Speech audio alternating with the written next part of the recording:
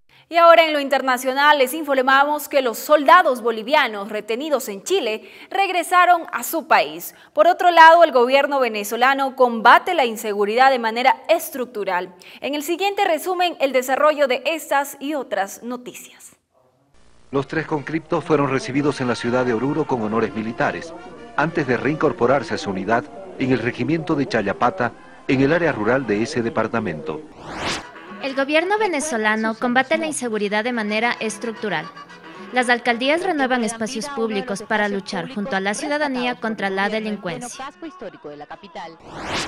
En Colombia, sindicatos de camioneros protestan en rechazo al incremento de los precios del combustible, además de la negativa del presidente Juan Manuel Santos para regular las tarifas.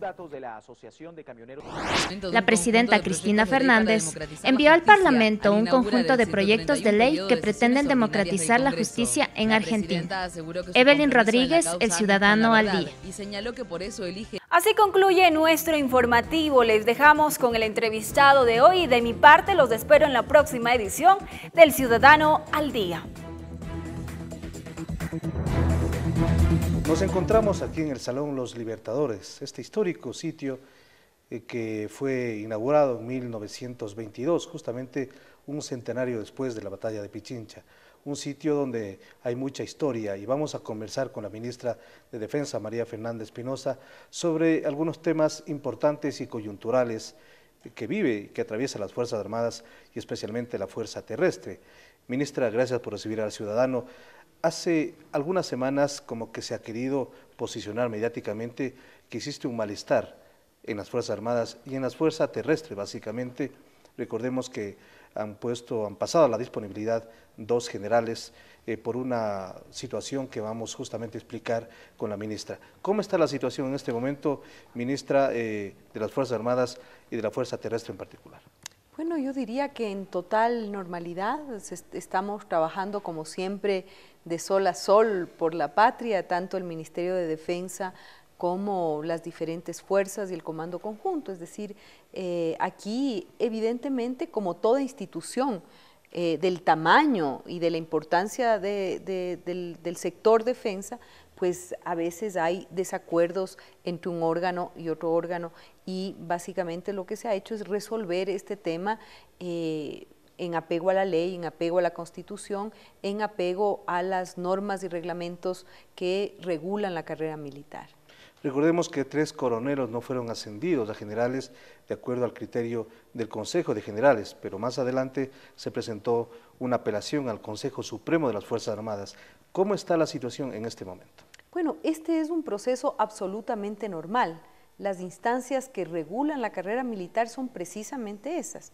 El consejo o los consejos, cada fuerza tiene un consejo de generales o en el caso de la Armada, de almirantes.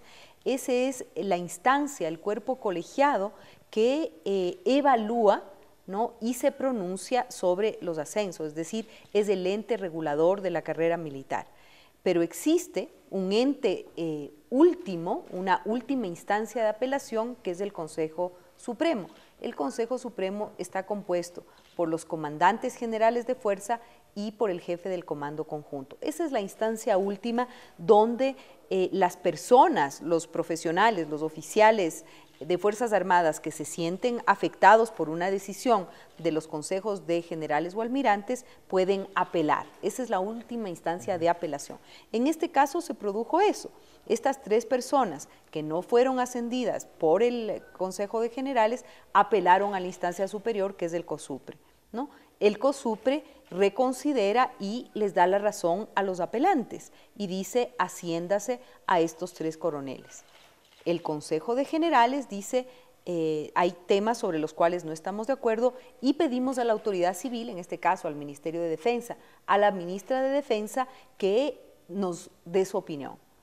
La opinión del Ministerio de Defensa, de la ministra de Defensa ha sido, por favor, respeten sus propios cuerpos colegiados, las instancias de regulación de la carrera militar, ¿no?, y ejecútese lo establecido por el órgano supremo, por la última instancia de apelación que es el COSUPRE.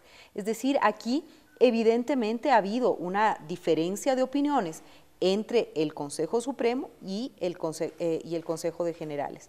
Y lo que se ha dicho es, respétese la institucionalidad, respétese las leyes y reglamentos, respétese los cuerpos colegiados que norman la carrera militar. Eso es todo. Y evidentemente, pues, después de este desacuerdo, hay claridad absoluta de cómo se debe proceder. Y cómo se debe proceder es ejecutando la norma, lo establecido por esta instancia de apelación superior que es el COSUPRE. Es decir, aquí no hay donde perderse. Evidentemente que son decisiones que una institución jerárquica como las Fuerzas Armadas se deben tomar, ¿no? Y habrá gente que esté de acuerdo o en desacuerdo, pero hay que respetar las normas, los reglamentos, la Constitución. Ahora, ministra, de eso se trata. Ministra, siendo el Consejo Supremo la última instancia, entonces lo único que cabe en este momento es el ascenso de los coroneles a generales. No existe otra circunstancia, otra situación diferente a esta. Evidentemente, para pronunciarse de ese modo, de todas maneras, el Ministerio de Defensa y yo misma, a nivel personal, hemos hecho una revisión jurídica y del proceso absolutamente prolija y exhaustiva, ¿no? Entonces se ve, por ejemplo, que las hojas de vida de estos oficiales son impecables, que sus calificaciones a lo largo de la carrera son impecables y que ha habido, al parecer, algunos temas que más bien entran en el orden subjetivo, personal inclusive. Y yo no sé si personal o no, pero en el orden, en el espacio de lo subjetivo, nada está escrito. Ya sabemos bien que en derecho lo que no está escrito no existe. Lo que sí corresponde hacer, digamos, aprendiendo de lo que se ha ocurrido, que no es la primera vez. Ha habido muchas ocasiones donde hemos tenido apelaciones, donde el Consejo Supremo se ha pronunciado y donde incluso se ha pedido la opinión de la autoridad civil. Esto no es ni el primero y no será quizá el último caso que ocurre, ¿no? Lo que pasa es que me parece que cierta prensa ha aprovechado de esto para generar un gran acontecimiento, un tema que es absolutamente normal dentro de la carrera militar y de una institución como Fuerzas Armadas. Además, ministra, hay el antecedente de la renuncia de 2 generales, entonces como que un poco la situación ha complicado mediáticamente mucho más. Bueno, pero yo creo que el 80% de la información que hemos leído y mirado en los medios es imprecisa. Realmente yo invitaría a que se estudie cuáles son los órganos colegiados, cómo se hace el proceso, para que se puedan pronunciar de manera más informada, ¿no? La renuncia del comandante general del Ejército se produce porque él, como soldado de honor, como persona apegada a la institución militar, dice: yo no estoy de acuerdo, ¿sí? No estoy de acuerdo en cumplir con las propias normas y reglamentos internos, entonces él tiene que, pues, dar un paso al lado, ¿no es cierto? Y en el caso de la renuncia del general Narváez, no conozco personalmente los detalles, pero de lo que entiendo se trata más bien vinculado a una decisión personal, a temas y opciones que tienen que ver con su carrera profesional como militar, como general del Ejército, y entiendo que esto no tiene absolutamente nada que ver con el proceso de los ascensos. Se ha producido, evidentemente, tenemos un nuevo comandante general, una reorganización de las jefaturas de Estado Mayor, y en ese escenario es que, pues, el general Narváez decide poner a disponibilidad, solicitar la baja voluntaria, y eso es lo que ha ocurrido el día de ayer, pero es un tema que no tiene que ver con el asunto de los ascensos. Ahora, para que la decisión que tomó el Consejo Supremo, es decir, que se ascienda a los de coroneles a generales, para que eso entre en vigencia se requiere de un decreto. ¿Cuándo se firma el decreto y cuándo entrará en vigencia este ascenso de los coroneles a los generales? Bueno, este es un asunto de procedimiento nada más. Como tenemos un nuevo comandante general del Ejército, tiene que reunirse el Consejo de Generales para emitir esa resolución. Luego ya corresponde al Ministerio de Defensa y a la Presidencia de la República proceder con el trámite normal. Eso es lo que corresponde hacer en este caso, y hay que señalar además que tanto el COSUPRE, el Ministerio de Defensa, pero también el Consejo de Generales han hecho un trabajo tremendamente cuidadoso de análisis jurídico, de análisis técnico, de revisión de calificaciones. Es decir, aquí ha habido todo un tema de gran responsabilidad y de gran respeto por la carrera militar y por la institucionalidad, y hemos actuado en función de aquello. Ahora, si es que no existe una empatía perfecta entre el Consejo Supremo y el Consejo de Generales, pues para eso se toman las acciones y las decisiones que en este caso se han tomado, para Ministra, defender la institucionalidad militar. Ministra, ¿no habrá marcha atrás en este caso, en la decisión? ¿No se convierte en última instancia, digamos, el Ministro de Defensa o la ministra en árbitros sobre este tema? No, aquí no corresponde marcha atrás, porque simplemente lo que se está haciendo es respetar la institucionalidad, se está respetando la normativa, se está respetando los reglamentos que existen y que regulan la carrera militar, y se está respetando la ley orgánica la ley de personal de Fuerzas Armadas, que son los marcos legales que tenemos a disposición, y el reglamento de ascensos que está vigente. Es decir, no hay posibilidad de paso atrás, porque todo esto está enmarcado en la ley, en la Constitución y en los reglamentos que rigen la carrera militar. ¿Es necesario, por este y otros casos que se han presentado, hacer alguna reforma en los reglamentos de calificaciones o de ascensos para los oficiales en las Fuerzas Armadas en todo nivel? Porque sí se han presentado casos efectivamente en donde se han asumido posiciones, como usted lo ha dicho, subjetivas en algunos de esos casos.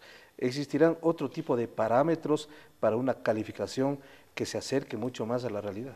Bueno, el reglamento de ascensos ya sufrió una importante modificación durante la gestión del ministro Javier Ponce, pero vemos que todavía persisten algunas imperfecciones en el reglamento.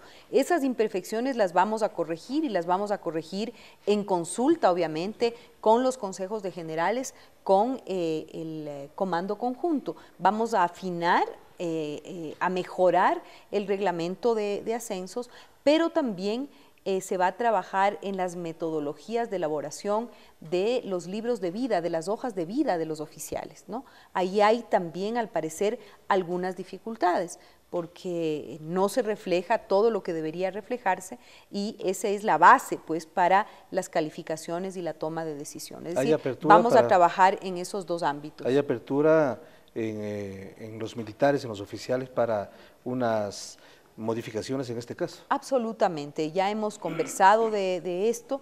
Me parece que hay una voluntad y una decisión de que las herramientas, los instrumentos, la reglamentación que vigente en materia de regulación de la carrera militar siempre pueden ser perfeccionados, y la mejor manera de perfeccionar estos instrumentos es precisamente cuando tenemos que enfrentar dificultades.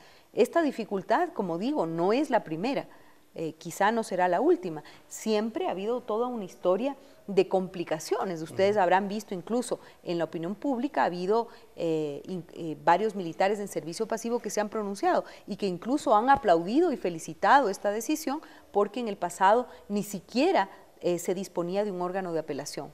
Y ahora las personas que se sienten perjudicadas pueden apelar y se puede reconsiderar los casos. Eso es muy importante, y yo pienso que es un derecho legítimo de los oficiales que siguen la carrera militar. ¿Hay algún tiempo que usted se ha propuesto para recoger todas las fórmulas y para reglamentar o para buscar cambios en lo que usted menciona?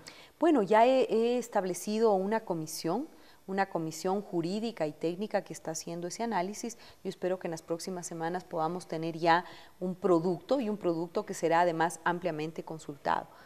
Ministra, en otro tema, en época de campaña siempre existen rumores al interior de las Fuerzas Armadas. Ese es un tema que no es nuevo.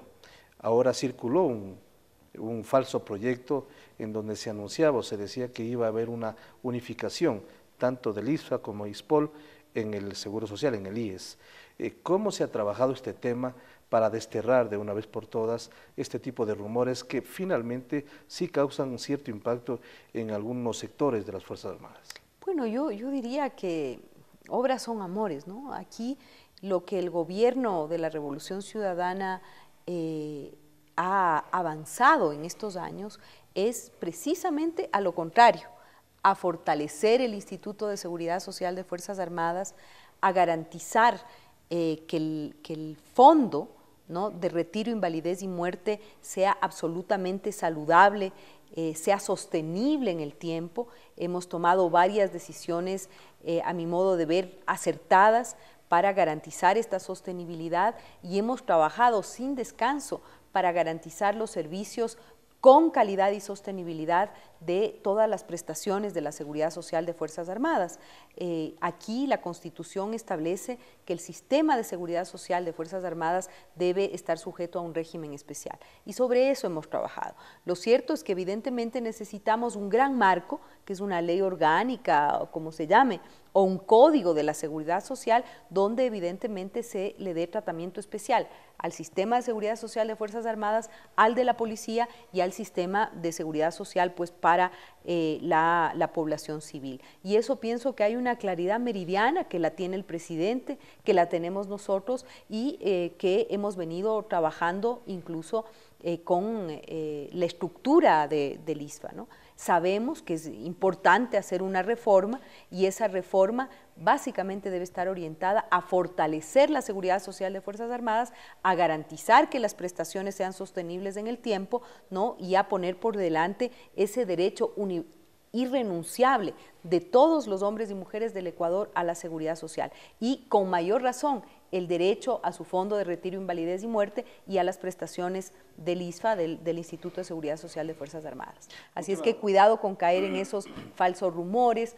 Ventajosamente al parecer fueron solamente rumores de campaña. Sí, y algunas herramientas ya pues de ciertos candidatos perdedores, ¿no? De que no sabían cómo hacer para lograr notoriedad y que alguien en la sociedad les escuchara. Ventajosamente los miembros de Fuerzas Armadas son gente inteligente, gente que confía en su gobierno y gente que ha sido beneficiaria directa de cómo hemos mejorado las condiciones de vida al interior de las Fuerzas Armadas.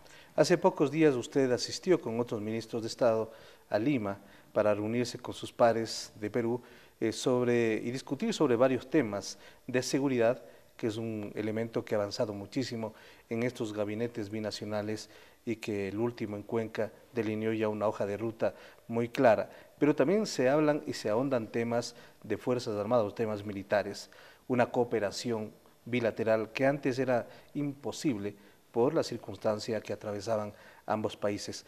¿Qué le deja a usted en este momento esta relación con el Perú, esta intervención de ambos países respecto al tema militar?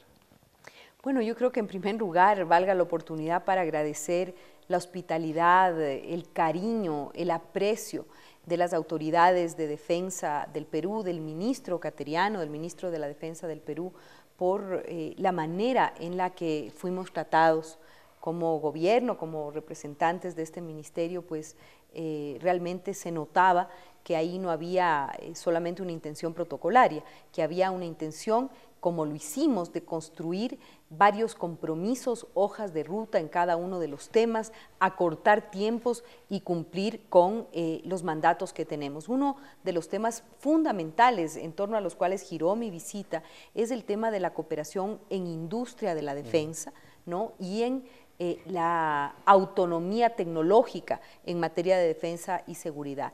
Para ello, ustedes recordarán que en el mes de diciembre nos visitó el ministro de Defensa del Perú y firmamos un acuerdo entre la empresa de astilleros del Perú y Astinave de Ecuador. Tuve la oportunidad, comentaban en Perú que era la primera vez que un ministro o ministra de Defensa visitaba Iquitos, pues hice una visita a Cima de Iquitos y vimos el gran potencial que tiene la cooperación con ese país. Hay mucho desarrollo allí en el Perú. Absolutamente, no solamente la potencia que tiene la empresa de astilleros del Perú, que está a cargo de la Marina, sino también lo avanzado que está Perú en el estudio y el análisis de la navegabilidad de los ríos amazónicos. Yo pienso que Perú está a la vanguardia en el aprovechamiento inteligente, la conservación y el uso social fluvial. La red fluvial amazónica es tremendamente prometedora. Vimos en qué ámbitos podíamos colaborar, cómo era fundamental fortalecer, por ejemplo, la navegabilidad del río Morona y el puerto Morona. Ya el puerto Morona en Ecuador está sirviendo como vía de comercio privilegiado hacia el Perú. y además pues cómo enriquecernos del gran desarrollo de la industria de la defensa en el Perú, sobre todo en materia de astilleros. Ya tenemos este acuerdo para construir lanchas de patrullaje rápido y lo vamos a hacer de manera conjunta, pero hay otros proyectos que se están manejando sobre los cuales vamos a hacer un análisis más detallado. Además, hablamos de este compromiso histórico que tenemos los dos países para el desminado en la zona de frontera. ¿El 2016 o el 2014? ¿Cuál es el último año? Bueno, aquí hay el tema del desminado, a veces las personas civiles, la gente común y corriente, desconocemos la complejidad que reviste el trabajo de desminado. Aquí lo importante es que ya el Ecuador entregó un mapa completo de las zonas de riesgo, tenemos casi la información completa de la parte peruana. Sí, ha entregado un poquito más tarde y falta afinar esa información. De todas maneras, hemos venido trabajando sin descanso. El Cuerpo de Ingenieros del Ejército y su comando de desminado ha sido utilizado como un ejemplo a nivel mundial. Hemos hecho el trabajo de desminado de manera paralela. Ahora lo que estamos trabajando es generar un solo comando de desminado binacional y aunar esfuerzos, capitalizar la experiencia que tenemos los dos países. Esta experiencia de desminado en zonas anteriormente de conflicto armado fue llevado a la Organización de Naciones Unidas, ¿no?, como un ejemplo mundial de cumplimiento del protocolo de Montreal. Pero ya hay fecha para cero minas. Bueno, básicamente la hoja de ruta establece 2016. En la visita al Perú analizamos cuidadosamente. La idea es acortar el tiempo. Este es un trabajo primeramente costoso y técnicamente complicado. Lo que ha ocurrido es que las zonas de riesgo se han incrementado. Entonces estamos manejando esas nuevas variables para saber cuál es el cronograma que nos vamos a imponer. Pero lo cierto es que vamos a multiplicar el personal y a multiplicar las capacidades técnicas para optimizar y hacer que sea más rápida la tarea de desminado. Esperamos poder terminar esto en el 2016, como ha sido el compromiso, pero como digo, han surgido otros elementos, que es bueno decirlo de una vez, como el incremento de las zonas minadas y de las zonas de riesgo. Finalmente, ministra, además existe un compromiso de, diría, todos los países de UNASUR, una idea que el mismo presidente Correa lo retomó el presidente Alan García en su momento, es decir, parar el gasto militar, frenar el gasto militar, el alto gasto militar que todavía algunos países de Sudamérica lo siguen sosteniendo. ¿Se abordó sobre este tema, sobre la necesidad de limitar al máximo el gasto militar? Bueno, yo creo que el Consejo de Defensa Suramericano es un paso histórico en los procesos de integración, parte del trabajo del Centro de Estudios Estratégicos de UNASUR, pero también de ese consejo es transparentar y poner en blanco y negro el gasto militar de nuestros países suramericanos. Ese es un proceso que no está concluido. Ahora, en términos de inversión, hay que también decir las cosas con mucha claridad. Nuestras Fuerzas Armadas habían sido totalmente abandonadas por 40 años. La capacidad operativa de Fuerzas Armadas estaba desmantelada, ¿no? Entonces dirían, sobre todo ciertos sectores dirían, pero ¿por qué la inversión en defensa? La inversión en defensa absolutamente necesaria, sobre todo por ese rol versátil y múltiple que tienen ahora nuestras Fuerzas Armadas. Tenemos que estar presentes atendiendo los desastres naturales, tenemos que estar presentes cumpliendo con el derecho internacional humanitario y atendiendo, por ejemplo, a las personas que están en situaciones de riesgo o que están en la frontera norte, por ejemplo, haciendo uso de su derecho al refugio. Las Fuerzas Armadas tienen que estar presentes, desde apagar incendios forestales hasta atender cuando erupciona el volcán Tungurahua y participar, es decir, aportar y apoyar el trabajo de la policía en los temas de seguridad interna. Para eso se necesita recuperar la capacidad operativa y se necesita tratar con dignidad a nuestros soldados. Por eso les hemos incrementado los sueldos, hemos hecho un proceso de homologación entre policía y Fuerzas Armadas, por eso estamos haciendo una recuperación integral de las guarniciones militares. Nuestros soldados en gobiernos anteriores dormían en cartones y en condiciones desastrosas. Aquí estamos en el gobierno de la dignidad y del buen vivir, y el buen vivir tiene que empezar por casa. Ministra, justamente cuando se cumplen ya 5 años, este 1 de marzo del bombardeo de Angostura, ¿cuánto ha cambiado la defensa del Ecuador? ¿Cuánto han cambiado las mismas Fuerzas Armadas? ¿Cómo se ha repotenciado en diferentes niveles? Bueno, yo creo que es evidente, ¿no? Ha habido una recuperación impresionante de la capacidad operativa de las tres fuerzas, ¿no? Tanto del Ejército como de la Fuerza Naval y de la Fuerza Aérea. Tenemos ahora las herramientas que nos permitan cumplir con las responsabilidades que tienen ahora las Fuerzas Armadas, no solo el cuidado de nuestras fronteras, la defensa de la soberanía territorial, pero como digo, esa capacidad de desdoblamiento que tienen nuestras Fuerzas Armadas, desde garantizar el proceso electoral que acabamos de pasar. Ustedes verán que cada uno de los recintos electorales estaba siendo cuidado y custodiado por los miembros de Fuerzas Armadas, hasta elaborar el material electoral que fue elaborado en el Instituto Geográfico Militar, hasta atender todo. Estamos participando en el control de armas, no por nada ha bajado el índice de homicidios en el Ecuador. Estamos participando en los temas de seguridad interna, de combate a la minería ilegal, de combate al narcotráfico. Hemos multiplicado esa capacidad de despliegue y de trabajo profesional de las Fuerzas Armadas. El rol de Fuerzas Armadas es precisamente estar a la vanguardia en la defensa de los derechos y garantías ciudadanas. Eso es lo que manda la Constitución y eso es lo que se está cumpliendo a cabalidad. Para eso necesitamos soldados bien cuidados, tratados con dignidad, con todos sus derechos, incluyendo el derecho a la seguridad social y una capacidad operativa decente y que se necesita para estas múltiples tareas. Bien, ministra, gracias por atender al ciudadano y por estos conceptos importantes en esta coyuntura especial que se está viviendo. Muy gentil. Muchas gracias, Marco Antonio, y obviamente muchas gracias al ciudadano.